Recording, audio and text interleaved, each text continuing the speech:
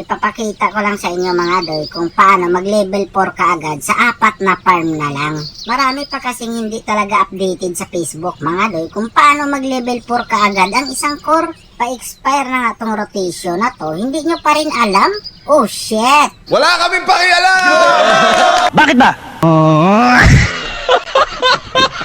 Mag-open din kasi kayo ng Facebook para hindi kayo mahuhuli. Huwag puro Viva Max.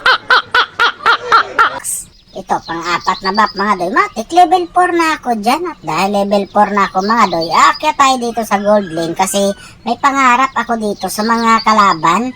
Andito nga yung taon yung Goshen, pero hindi niya sinabihan yung mga kakampi niya na initiate retreat na. Anong klaseng kakampi ka, Goshen? Oh, andito, lumitaw siya mga doy.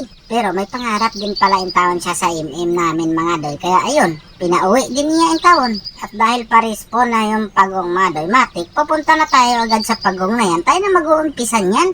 Nasa lobong ko pa nga yung taon si Kimidora dito. Buti na lang talaga yung flicker niya. Tinulak talaga siya. Nailigtas siya doon sa higayo na yun mga doy. Nagsabi na talaga ako sa mga kampi ko dito na gadirir na tulungan niyo ako dito. Dumating na tuloy yung taon yung Goshen. Tapos sumisid pa yung Atlas mga doy. Hindi ako pwedeng makipagsapalaran dyan. Naparitre pa nga yung taon ako doon sa higayo na yun. Akala ko mabigyan ko yung Goshen. Ito na lang. Agoy doy, nagkamali ang wrong moves ko. Madaldal ka eh. Nakakahiya kasi. Kaya rin bakit At dahil hindi pa rin talaga nakuha yung pagong mga doy, pagkaliwanag ng screen ko, matik, siyempre. Dito na tayo sa pagong na yan. Hayaan ko na yung mga kakampi ko na yan kung magkagulo sila dyan. Ang mahalaga, yung importante, yung pagong, makukuha ko to mga doy. Objectives nga ni. Hindi naman sana talaga ako papasok dito after kung makuha yung pagong mga doy. Kaya lang, yung badang namin, nakapag-shadow boxing, kaya pumasok na rin talaga ako. Kala ko nga napakaganda ng pasok ko mga doy. Kaya lang, saktong-sakto din yung angat sa akin ng Atlas. Buti na lang at enough damage pa yung mga kalaban. Wala pa nga yung taong kalam-alam yung Goshen na pinagmamasdan ko lang talaga yung taon siya. At dahil wala ng combo yan mga doy, pagka ganyang mga sitwasyon, pasukin nyo na yan kasi wala na nga ning combo. Paalala lang din mga doy ha, pag pumasok kayo, kailangan gamitan nyo ng mindset. Mindset ba?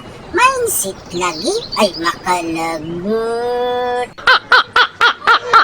Sumisip pa nga yung taon yung Atlas dito, tapos nag-consel pa talaga. Hindi ko naman sana papasukin yan, kaya lang sa puntong yun, na-shadow boxing siya ng Aring Badang, kaya nagpa-follow up lang yung taon ako mga noy. Parang interview lang, pina-follow up ko lang yung interview ko dito sa puntong to. Kung hindi nakuha nila yung alpha mga doy, sure bull talaga yung taon. Maminyak ko sana talaga yun. Kita mo, nakuha ko yung pangatlo mga doy.